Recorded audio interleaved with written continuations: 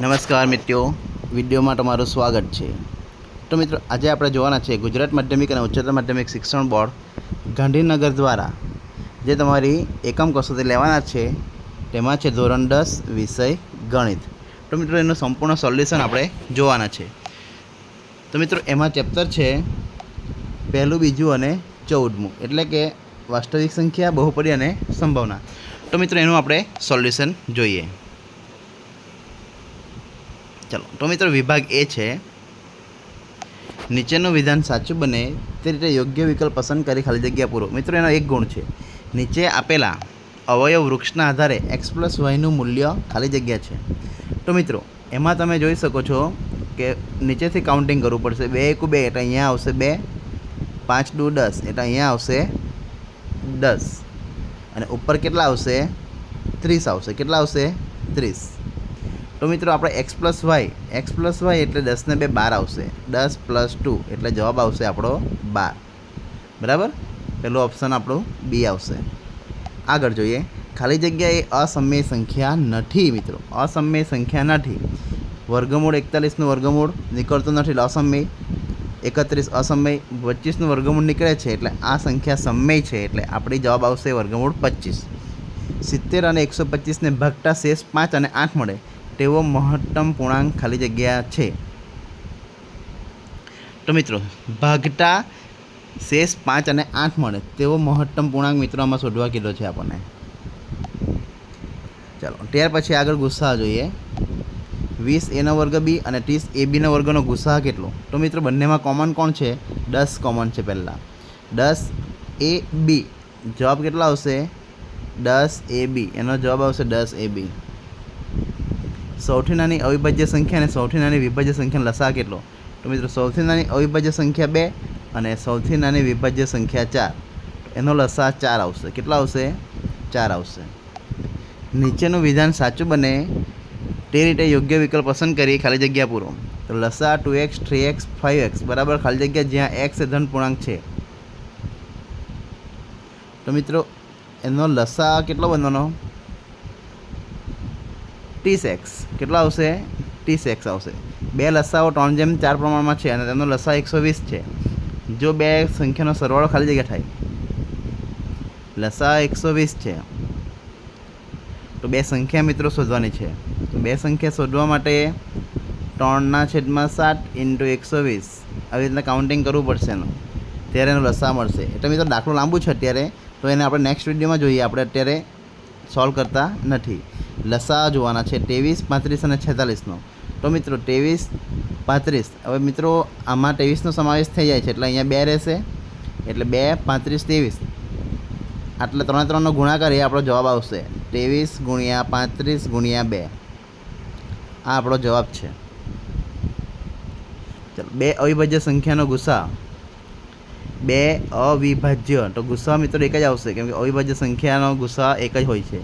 98 ના અવિભાજ્ય અવયવ ખાલી જગ્યા છે, તો મિત્રો એના અવયવ પાડવાના પહેલાં। તો 98 × 1, સૌ પ્રથમ આવશે 98 × 1, બીજો આવશે 49 × 2। તો મિત્રો આ રીતે એના અવયવ પડશે।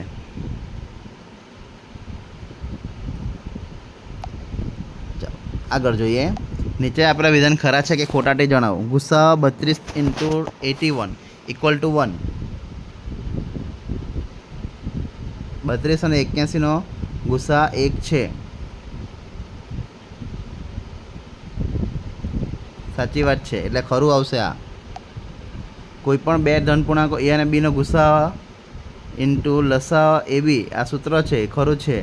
વર્ગમૂળ 3 - 5 અને વર્ગમૂળ 3 + 5 એ અસમય સંખ્યા છે। તો મિત્રો આ આવશે સમય સંખ્યા આવશે।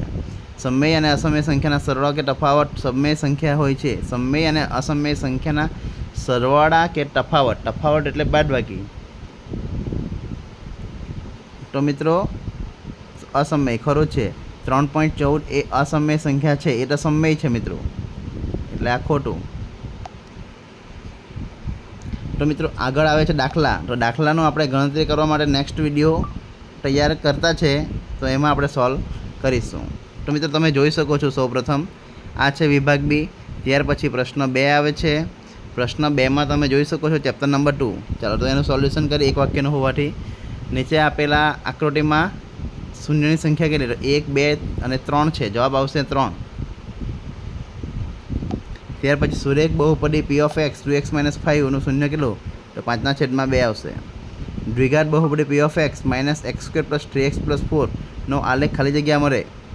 તો મિત્રો પરવલય મળે, પણ હવે આપણે એમાં ચેક કરવું પડે. a<0 હોય તો નીચેની તરફ, એટલે a<0 છે એની કિંમત -1 છે એટલે નીચેની તરફ ખુલ્લો આવશે પરવલય. આલ્ફા અને બીટા એ બહુપદી p of x બરાબર x² - 3x + 2k ના શૂન્ય છે. તો આલ્ફા પ્લસ બીટા બરાબર આલ્ફા ઇન્ટુ બીટા હોય તો k બરાબર ખાલી જગ્યા. તો મિત્રો એનું આપણે ગણતરી કરવી પડશે. તો મિત્રો એમાં આપણે જોઈએ છે આલ્ફા પ્લસ બીટા એટલે -b/a બરાબર c/a. આ રીતનું થશે. તો -b એટલે 3 છે એટલે 3/, કેટલા આવશે? a એટલે 1 આવશે અને c એટલે 2k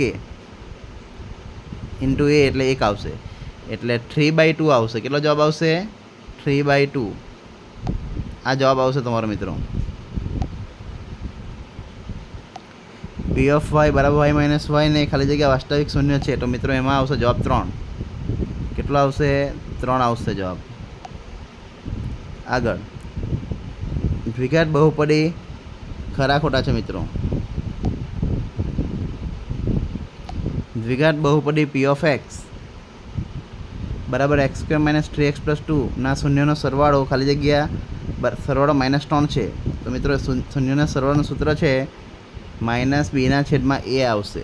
તો -b/a સાથે મેચ થતું હોય -b એટલે -- પ્લસ થશે એટલે 3/1 એટલે જવાબ આવશે +3. એટલે આપેલ વિધાન ખોટું છે. p of x બરાબર વર્ગમૂળ 2x + 7 એ સુરેખ બહુપદી છે તો સાચી વાત છે. બહુપદી p of x બરાબર 3x + y નો આલેખ પરવલય મળે છે, ખોટી વાત છે, સુરેખ મળે. દ્વિઘાત બહુપદી p of x બરાબર x² + 7x + 10 નું એક શૂન્ય -5 છે.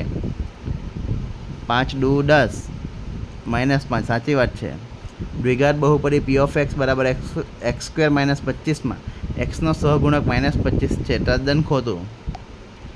ચલો ત્યાર પછી જોડકા 7x + 5 નું શૂન્ય ખાલી જગ્યા છે તો -5/7.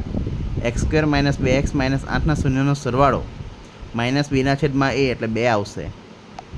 બીજું જોડકું દ્વિઘાત બહુપદીના શૂન્યનો સરવાળો -b/a શૂન્યનો ગુણાકાર c/a આવશે. ત્યાર પછી આગળનું જોડકું p of x બરાબર 3x² - x - 4 માં x નો સહગુણક કેટલો? તો -1 આવશે. 4u² + 8u ના શૂન્યનો ગુણાકાર કેટલો? c/a. c અહીંયા આપેલો નથી એટલે 0/4 એટલે જવાબ આવશે 0. ત્યાર પછી 5x + 3 નો આલેખ સુરેખ મળે, સીધી રેખા. x² + 2x + 1 નો આલેખ, એનો આલેખ આવશે ઉપરની તરફ ખુલ્લો. કયો આવશે? ઉપરની તરફ ખુલ્લો આવશે.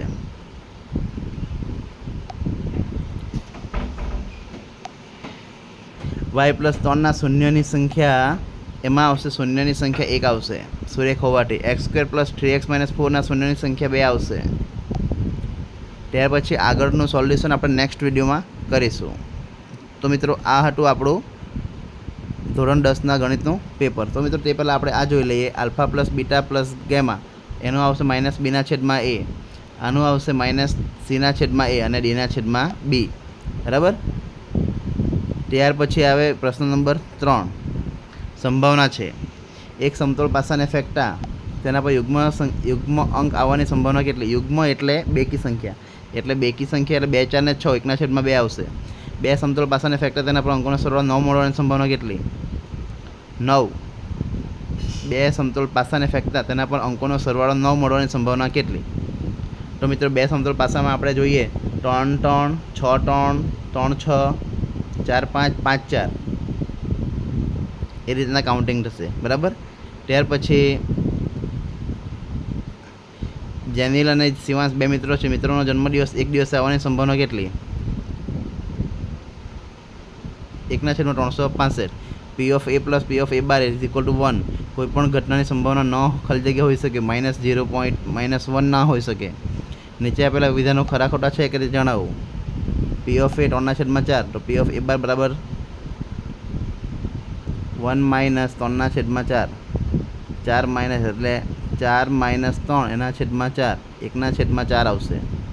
આ ખોટું. ચોક્કસ ઘટનાની સંભાવના 1 ખરું. 53 સોમવાર હોવાની સંભાવના 52/7. 52ને એ રીતના કાઉન્ટ 52 ગુણ્યા 7 કરો, 364 એટલે 1/7 આવે. તો મિત્રો આગળ આપણે આનું સોલ્યુશન જોઈશું. Thank you.